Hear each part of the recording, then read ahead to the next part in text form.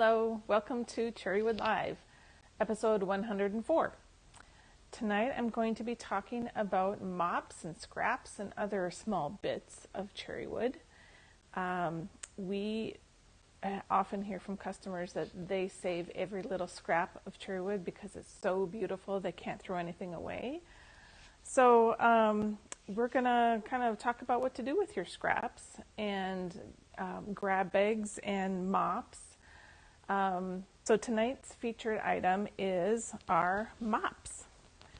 And these are fun little handfuls of strips of fabric. Now this all started because we cut our cherry rolls, that's what we call them. They're like jelly rolls, but they're cherry wood. So we cut them with a die cutter by hand. So there's always waste on the fabric that gets cut off. And this is what it looks like when we make our cherry roll vine kit. And those pieces of fabric just look so pretty. We thought, let's tie them up and sell them because this is like probably over a yard of fabric right here. So because they're kind of random and from whatever leftover bits we have, we just cut up strips. Sometimes they have the selvage on them. Sometimes they're wider like this. Sometimes they're skinny. Some of these are with the fabric, so 44 inches long. Sometimes the pieces maybe are just 22 inches long. And again, don't count on them being any specific width. So what can you do with these mops? You can crochet and knit with strips of fabric. It's got a really cool stretch. And one person, you can sew the ends end to end to just keep getting a long roll. Or I believe in this one, she tied a tiny little knot. So as the color changed, there's a little knot tying it together. I sat down with my friends Shannon and Jason. They are now Cherrywood ambassadors because, well, when you watch the video, you'll see why. But they just came out with a new book all about sashiko stitching. This is sashiko stitching. And what you see here is, you'll see some little green polka dots. That is just for marking. So they have marked the grid work onto the cherrywood, and then all of that white stitching is two thicknesses of thread. And they have a special sashiko thread that they sell on their website. And look at that, just amazing detail.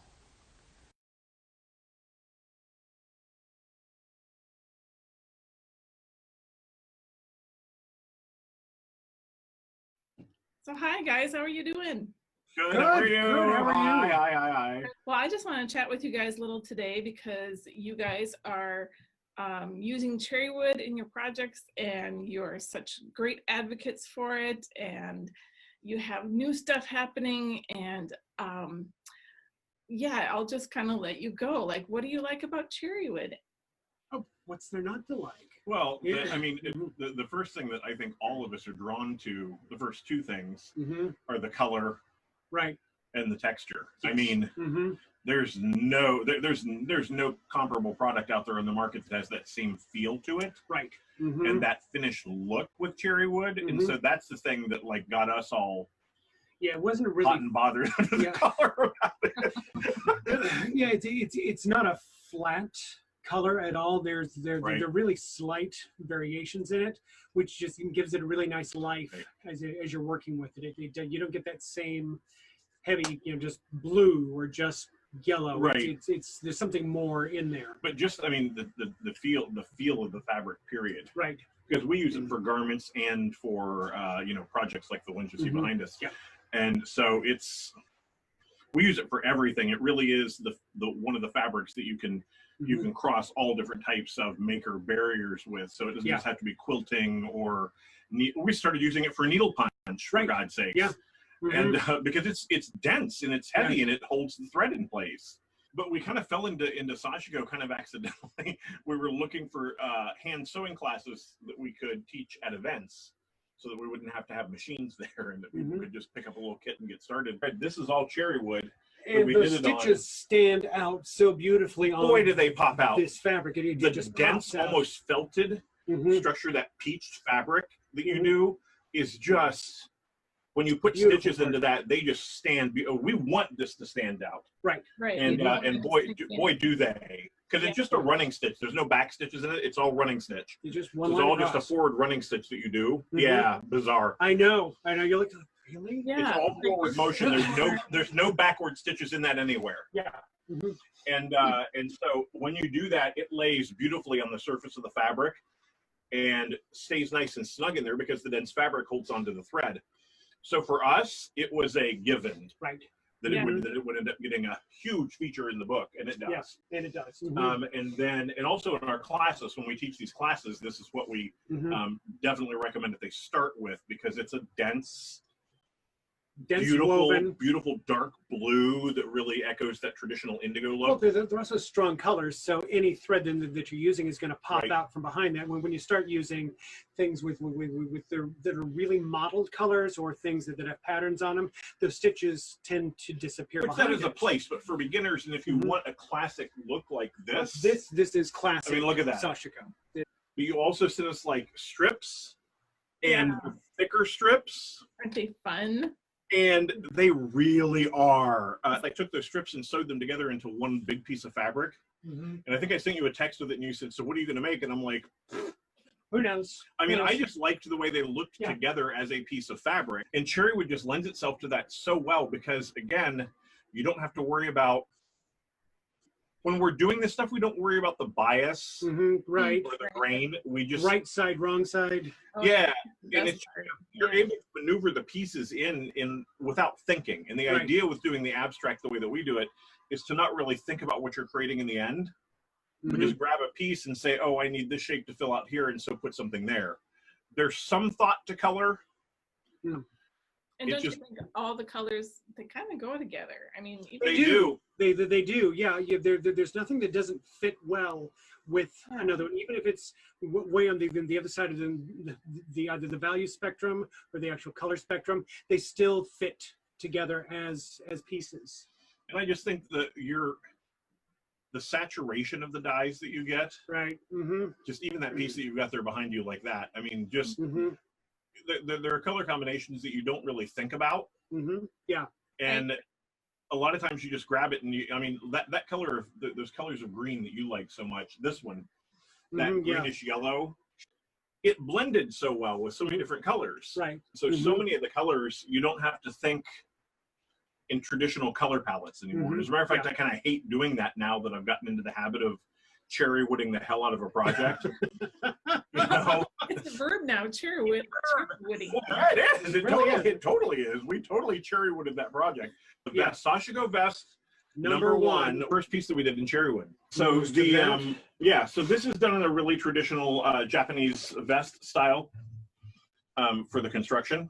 And it is made in 2 big panels of cherrywood, or 3 rather, 1, 2, and then the third one on the back. And then the real sizing, I mean, there is some sizing that happens in those, but those are just straight rectangle cuts. The sizing comes in here with where you place this for the armhole depth and how wide you make this panel. Every pattern you see on that, all of that is all hand stitched, because this is Cherrywood again. This is all folded under, and Jason did it all with monofilament. So Boro is a patchwork type of mending. Indigo kind of holds everything together because it really does. That base. It's like cooking. I mean, it's like making a sauce. It really is you have your base, and then you add something that has the acidity to it, and you add something that has a little bit of brightness beyond that, and then you have to have something a little bit creamy to mellow everything out. And I would say this indigo is definitely the base. The fact that the stitches didn't like soak right into the fabric, the fact that we could make this stand out with those teeny tiny short stitches through all that was beautiful. And I've noticed, like, if you have to unstitch something or pick stitches out, it doesn't leave a hole in the fabric. You can kind of scratch the fibers back. You can. You can. And this, you've seen this on the runway, how the bottom of this just flips and moves and flies. So Cherrywood, it crosses all the barriers, the borders between the different crafts that we do. Right. Garments. That's really cool. quilting art project. I mean, because we don't always make something like that big strip of fabric that I did, just taking the mops and sewing those together in strips. Mhm. I have, it may just end up getting hung on the back of a chair that way and just looked at forever. Well, I think everybody needs to give themselves permission to do that. Right, right. No, not everything has to be planned out in advance, 12 steps ahead. Mhm. Just you get some fabric, look at it, and then just start playing with it and see just start what putting it's it going to together. do. And I think those mops and the grab bags that you do. Yes, those grab bags are brilliant. Grab bags are awesome for Sashiko. If you need a certain color, and you may not like yellow, so you're not going to have yellow in your stash. Right, but you get a grab bag and you've got all these colors, and you're going to take inspiration because you have all the colors. Right. Yes, it gives you freedom to play and to explore new colors. It's just a beautiful, easy medium to work with, I think. Yeah. That, you know, I kind of looked at as a base fabric more than anything when I first started, but then it just took over and became Center stage.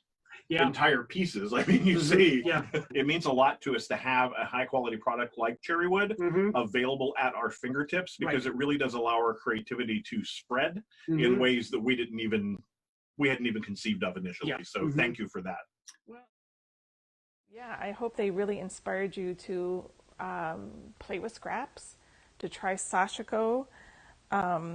Now that you've seen beautiful pictures of that vest and all the gorgeous colors that they put into it. And here's another little basket that I made. I started playing with kind of what the Shiba guy was doing.